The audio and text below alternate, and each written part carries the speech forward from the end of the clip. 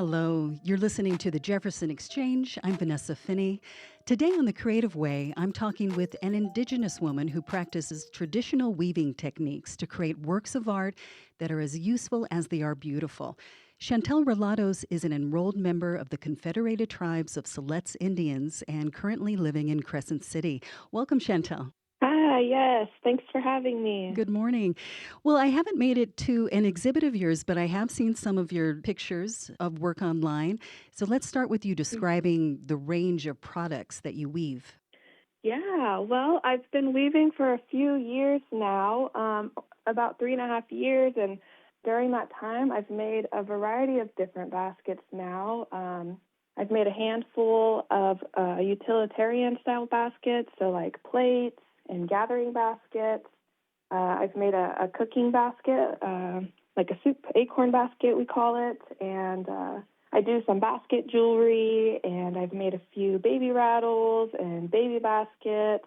And recently, my newest endeavor has been making ceremonial basket caps, which I've made two of those, and I'm getting started on my third now. And in reference to my shows, art shows, I didn't start making baskets or start doing baskets to do these art shows. I was just doing it as a way to honor my people and participate in my culture and do something that I felt was meaningful and important to me. And it just so happened that I've had two great friends now, Indigenous artists and curators, Leonard Harmond and Stephanie Littlebird, who invited me to put my baskets in their shows. And so that was something new for me that this year that was really sweet and an awesome opportunity that I was not expecting or never thought I would, do something like that. How exciting. And you were in about your mid-20s when you decided to take this up? Yeah, I was, gosh, how old am I now? Well, I'm 28 now. So about 3.5 years ago in the summer is when I had just started really getting my hands on it. What materials do you use to weave these products? Yeah, well, for our sticks, we use hazel sticks and willow sticks, primarily, preferably, if we can get our hands on them. Hazel sticks, just because they're so much stronger, which is needed for our big, strong baskets, to carry our babies and our big gathering baskets and fish baskets, all sorts of different types of baskets that use those nice, strong hazel sticks. And we also use spruce roots and willow roots. And our we use overlay material, which gives like our patterns and designs, colors in our baskets. And those are bear grass that we sun bleach with the sun to turn white.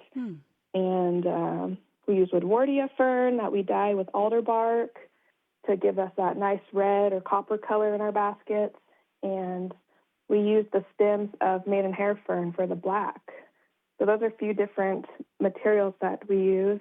I think that's kind of it. I mean, there's a few other materials that we would use, but I haven't necessarily got my hands on to use maybe like some pine roots and a few other types of sticks. But yeah, that's the main ones. And how do you physically gather all that? And where do you go? Yeah, well, I mean, these are all native plants to our homeland here in Southern Oregon, spanning Western Oregon, really into Northern California. Basket materials that we use, and traditionally, I think we had areas that our families tended to and that we'd regularly go to gather.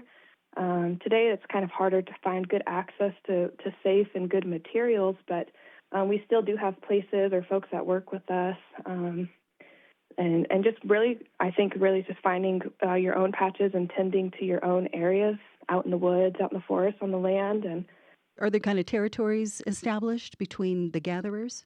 I would say possibly so. Not so much that I've experienced. I kind of went out to find my own area, so that way I'm not walking into other folks' areas, but it doesn't seem so that way. The Yurok tribe, for example, they have like maps that they do for basketry materials that they have access for, that they have culturally burned a style and a traditional practice to give us good, nice hazel sticks and a way of taking care of the land that they put out for tribal members to go and collect. So yeah, that, I guess sort of in a way, yeah, I think it just kind of depends on your region and where you're at. Tell us about the technique of working with some of those materials. I was interested to hear that you can actually make soup dishes, so it must be a very tight weave. Yeah, those soup bowls, those are made with spruce roots, and it does require a really tight weave. And why we use those spruce roots is because when they get wet, they swell, and so they help, help with that watertight form. So all of these, we call it traditional ecological knowledge, but Mm. really it's just thousands and thousands of years of science that our ancestors perfected and knew the best of the best and what worked, and all these things that thankfully were saved and passed forward for us to use. And these styles and techniques you talk about, I think about when I was a young girl. I was really fortunate. My late great grandmother, Agnes Baker Pilgrim, who's really known in the Rogue Valley, and growing up, she had a lot of our family baskets and old baskets made by ancestors in our home, and so I just grew up with an appreciation for our traditional baskets around in her home, and so that was really special for me. And but we didn't actually have an active weaver in my family besides a cousin of my mother's, who I called my aunt. She has passed on now, but when I was a young girl, she was always out gathering her materials. To be a basket weaver requires you to be out in the land and having a relationship with the plants and gathering, and so she was always doing that. And when she came home with her materials, and I'd be playing with her kids, my cousins, she'd bring those materials back for us to help clean with her. So from a young age, I think that was kind of my first introduction that I think had a big influence on me. But like I mentioned, it wasn't until about 3.5 years ago that I really got my hands on it. I'd reached out to Robert Kenta, a Siletz tribal elder in our community, and he's a council member currently, and I knew that he knew basket weaving, and so I had reached out to him and asked him if he would teach me how to start and make a basket and the techniques and, any other teachings that he felt were important for me to know. And so my dad was living in Siletz at the time, not too far from where Robert was living. So I spent a weekend with my dad in Siletz and met with Robert on his property out in Logston, a little just outside of Siletz. And he lives on his family's allotment today still. And so we sat down there by the river, and he spent the weekend showing me how to start a basket and how to twine and how to add in, and was super generous and handing me a bundle of sticks and roots so that way when I came home I could continue on my journey with that. And I really I fell in love with it within a 2-day span. And I'd come back at night to my dad's house and just tell him everything I learned and probably just talk his ear off because I was just quite literally obsessed with it. And I came home and I just totally took off with it, and I've been weaving ever since that weekend. So it's wonderful feeling to first get mentorship and then to really click with something. If you're just tuning in, this is The Creative Way on the Jefferson Exchange. My guest is Chantele Rilatos, traditional weaver and tribal member of the Confederated Tribes of Siletz Indians, which is the most diverse confederation of tribes and bands on a single reservation in the United States. Chantele, I believe I heard you say for thousands of years. Is that how long this traditional weaving has been practiced among your people? Yeah, I mean, we say since time immemorial, since the beginning of time, that our people have been here, and baskets have been, they're a part of everyday life, and they have been since the beginning of time of our people. So, every tool and bucket and pot and pan and carrier that we have today, those were all baskets used before we had those items. And so in our ceremonies, everything really depends on these baskets. And I think more than just the product of it, too, it's really a connection to the land, to our homeland. I think especially, too, for me as a Siletz tribal member and person, we have a kind of a devastating history, I guess, in the Rogue Valley and our removal to the Siletz reservation. And so, colonization really disrupted a lot of our life ways, but our ancestors really fought and made sure that these ways lived on despite it being outlawed to do so. And for me, I just feel it's just a great connection to the past and to my ancestors to be a basket weaver, because it returns me back to my homeland.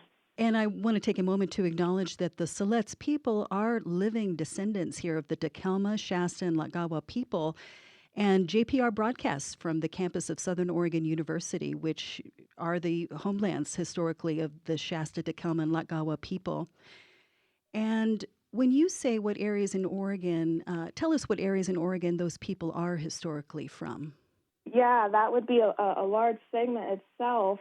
Historically, the Siletz people span all of Western Oregon and touch into Northern California and Washington a little bit. And so I'll just speak to my family. The Rogue River and Rogue Valley is a huge area and where our original Confederation started at.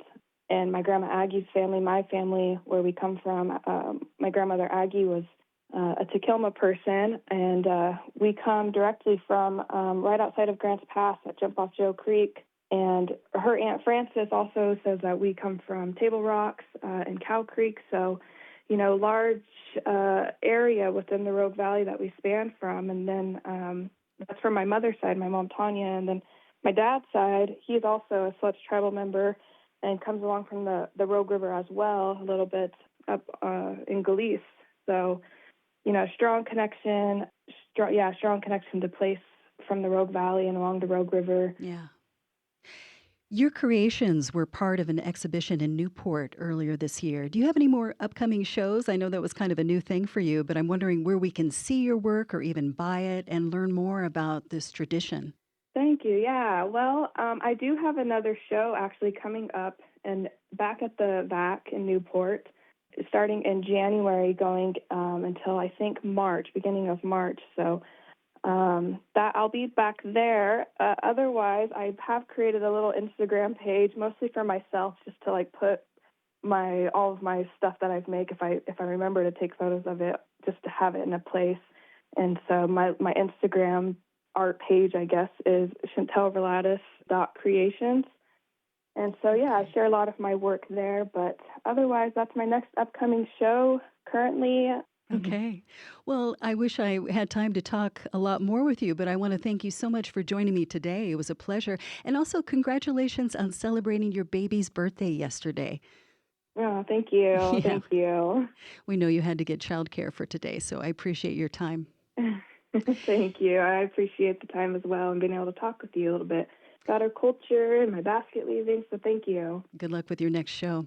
You've been listening to The Creative Way, which explores the visual, literary, and performing arts of our listening region. My guest today was Chantele Rilatos, who's a living practitioner of an ancient weaving tradition here in her ancestral homelands.